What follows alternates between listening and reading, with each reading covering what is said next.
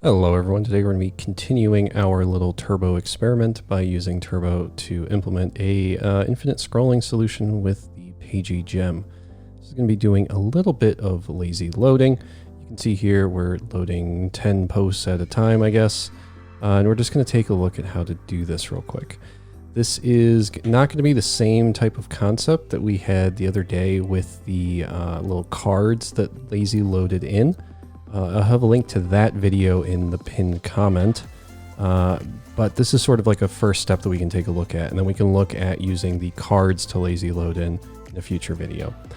So let's go ahead and let's just take a look at this. First of all, we're going to be using the Pagy gem. So we'll come over here and we'll click on this link. So I have a link to all of these resources in the video description.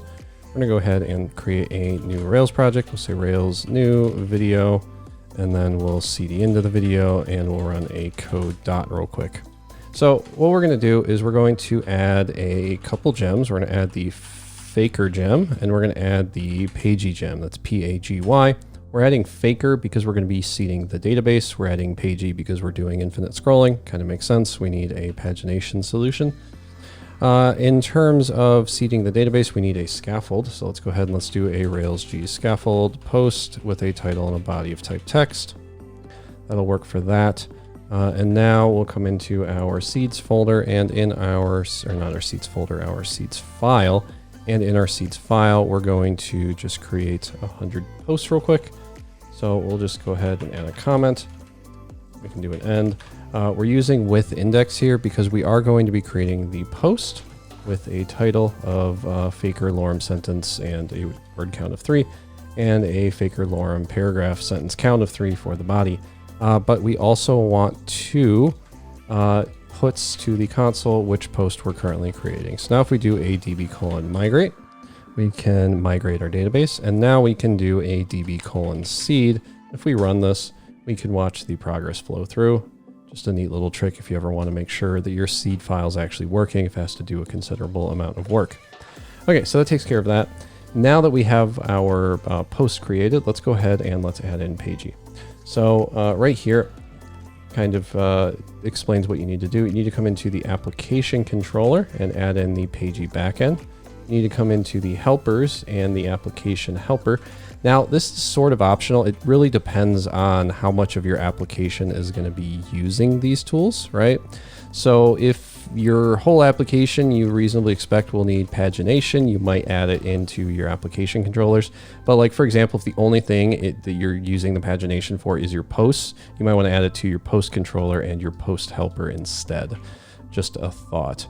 But we're going to add the back end to the controller and the front end to the helper, because again, the helper is for the front end, so that makes sense.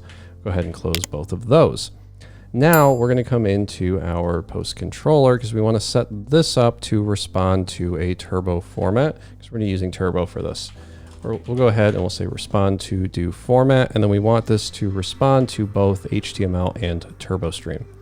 So for the HTML, that's just going to be when you load up the page, when you go to like localhost port 3000/posts, that's going to be handled with the format.html.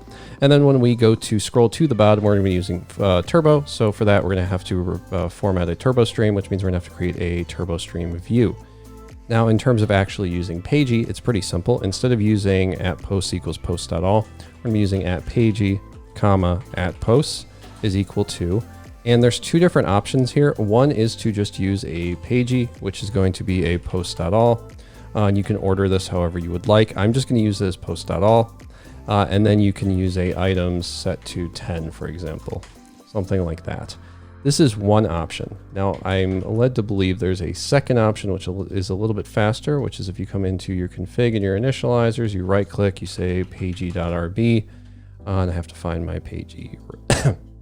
I have to find my Pagy file, and then you want to require the Pagy extra support. Don't know if this is necessary, and the Pagy extras countless, because the countless helps you with some performance improvements. We can then come over here, and instead of using this line right here, we can paste in another and comment this. And I think we want to use Pagy_countless, and that should hopefully avoid some of the count or .count calls, which should speed up your performance a little bit.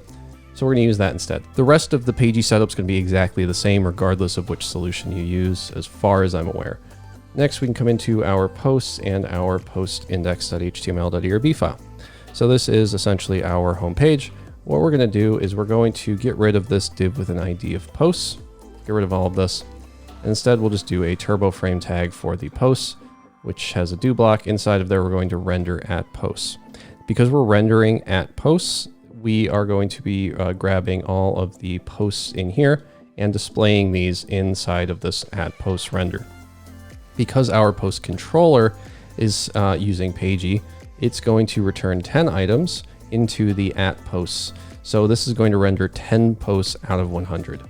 So we'll say will render 10 out of 100 posts on initial page load. Okay, so that's our initial 10. Now for the remaining 90, what we want to do is create a turbo frame tag. We'll call it pagination with the loading of lazy, an src set to the post path with a format of TurboStream. We use the format of TurboStream here because if you don't have this block, it's going to do an HTML request, and that's going to reply with HTML and not with a TurboStream. So what does that look like? Well, let's actually just take this and get rid of this real quick. And we can come over here. Let's run a Rails S real quick. Over to localhost port 3000/posts. This looks fine. Let's come over to our post partial real fast though, just to add in a block that includes the post ID, because I always like to see the ID while I'm working on this stuff. Let me zoom in a bit. Okay, so without that TurboStream in here, without that format TurboStream, what's going to happen is you're going to do this request. And if I hit Control-Shift-I, you're going to scroll down to the bottom. You're going to see a matching blah, blah, blah element has a source URL, which references itself, first of all. And if we come into our network and we refresh and do this again, hopefully, and I scroll up a bit, hopefully see a request to posts, which is a fetch request. You can see here the headers are going to have a content type of text HTML, and it's going to have like an accepts type of text HTML as well. That's not really what we want, which causes it to respond with an entire HTML document here that just has our posts inside of it. So we can see the turbo frame ID with the posts, and all the posts are in here. If we hit preview, this is what it looks like. So this isn't what we're looking for. We're not looking for a HTML response. We're looking for that turbo stream response. And this is how you can do it. You pass in this as an argument for the format. That causes it to use this response instead. Now, if we refresh, let me scroll up to the top and scroll down. If we scroll down to the bottom, we can now see the, wherever the request is, we should get a console error where it says 406 not acceptable, because it didn't expect, didn't contain the expected turbo frame. That means we now have to respond with a turbo stream. In order to do this, you can either do like an entire block here, where you have like your do block and your render, but as we've been doing the last couple weeks on the channel, we're trying to move over to using these index.turbo_stream.erb files. So this is going to match our index.html with a index.turbo_stream.erb. And the reason why we use this is similar to using like the js.erbs in the past. This allows you to just like run some conditional logic if you hit this endpoint. So we're responding with a turbo stream. So the first thing we want to do is call turbostream.append for our posts do. We want to render the at posts.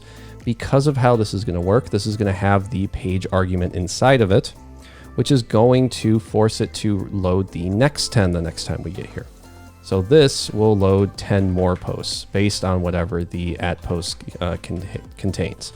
That's not the only thing we have to do in here though, because we also have to actually replace this tag right here with the next iteration of the tag.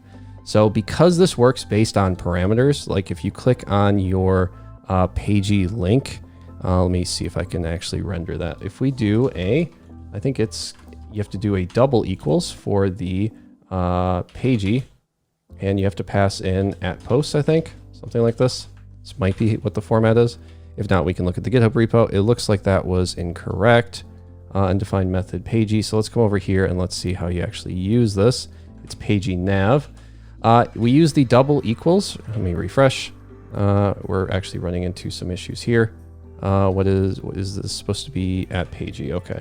So Pagy nav at Pagy, we can now refresh. If we click on next, you'll see it's $page equals 2. And the reason why we use the double equals real quick, just to make sure I cover this, is because we have to escape the HTML. If you ever need to escape the HTML, instead of doing something like raw, you can also just do a double equals, and that will also work to make sure the HTML is working. So now that we have that, when we come to the controller, it has this parameter. This parameter with page equals 2 is what's used to determine which pages or which posts to respond with. So what we want to do is we want to come in here and create another turbo stream. This is going to be a turbo stream replace for the pagination. And we want to make sure that we only do this if Pagy is present. Otherwise, you might get to like page 10 of 10. If it's still present, I don't know, it might blow up. It might just keep loading like from the beginning again. It really depends. I don't know how it's implemented. But we want to make sure that this only works for the first 10 pages or whatever the page count is. We can then do a turbo frame tag for the pagination. We can pass in the loading of lazy again, and then we can follow it up with a SRC for the post path. This time we're passing in a format of turbo stream and a page parameter, which is at pagy.next. So here we check if there's a next page. If there is, we pass in the next page. So if we come to page 1, we start on page 1, right? Or we start on page 0 or whatever. Pagy.next is going to be page 2. So this is going to replace the pagination with a page 2. And then after you load it again, it'll replace it with a page 3, etc., etc. So by doing this, we can now come in here and refresh. We can scroll down a bit. And when we get down to page 2, we see ID of 11 up to 20 and then to 30, etc., etc. So this is now working as we would expect it to. And again, this will also be similar to how these page counts work. But of course, I've completely broken it by also implementing the infinite scroll here. So it's going to be a little bit wonky with how this works because it's going to expand as we go. You can pass in arguments if you want to say how many pages you want. You can also use different helpers if you're so inclined. They have like bootstrap versions and other things. But in this case, because we're doing infinite scrolling, you generally don't also include the ability to navigate the pages. That's just something you can optionally do, but this will work just fine. And now if we come up here, let's say you wanted to do that, you could do a page 2, and you could navigate to page 2 or page 3, and that will still give you those results. And now if you scroll down from page 3, you'll see this is where you start to run into issues because it'll depend from whatever page you're currently on. In this case, what you probably want to do is you want to make sure that if you do have a pagy.next set in here or a page set, you probably want to make sure that conditionally you're adding it in here if there is a pagy.next or something, right? So if we come back to our posts, we can scroll down. You can see from 10 to 11 that works. And now if we come back to, let's say, page 3 and refresh, we can scroll down here. And we can see we start with 31 and then 40, etc. So now it's working because we're including that pagy.next on the initial page load. Just in case a user ever ends up finding this, or if you optionally want to include your Pagy links up here, you can also do that, which I'll just include for the sake of completion. But yeah, so this is the infinite scrolling solution. The next thing I'd like to cover is doing this with those little, preview cards or the skeleton or whatever you want to call it, where it just blocks out or stubs out the thing that's being loaded while it's being loaded. Because I like that a lot more than something like this, where if we were to include like a sleep again, we'll say sleep of 2. Let's just do sleep of 1, because the initial load is now going to have a sleep, right? Let's come up here and let's do this. The initial load is going to have a sleep, and then if we scroll down, this should also have a sleep now. And I don't like this approach so much as I like the skeleton being added real quick and then the sleep happening, so that you at least get some feedback if you're the user.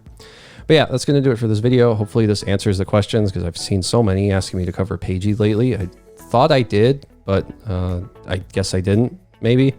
But yeah, hopefully this helps, and hopefully I'll see you in the next video.